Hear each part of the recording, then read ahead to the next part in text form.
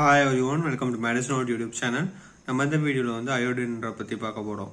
Iodine is used in the treatment of hypothyroid and it includes the usage of iodine and the radioactive iodine. Iodine வந்து எதுக்கு use பண்ணுவாங்கன்னா hypothyroidism பேஷண்ட்டுக்கு use பண்ணுவாங்க. It includes usage of iodine and radioactive iodine.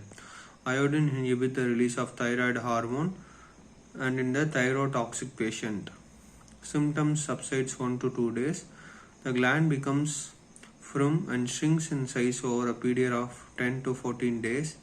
The effects are transient and decreases after 15 days.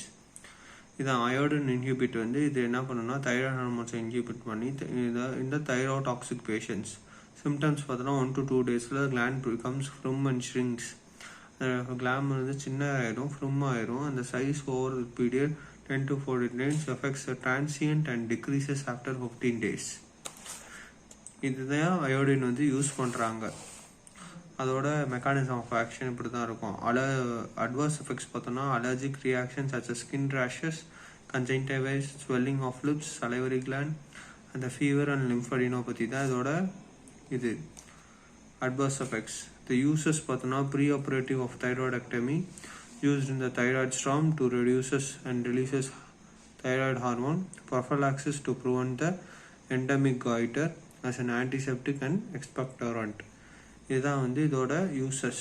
இது வந்து pre operative தைராய்டெக்டமிக்கு வந்து pre operative ட்ரக்காக use பண்ணுறாங்க. Used in the thyroid storm to reduce and releases the thyroid hormone. Prophylaxis is to prevent the endemic goiter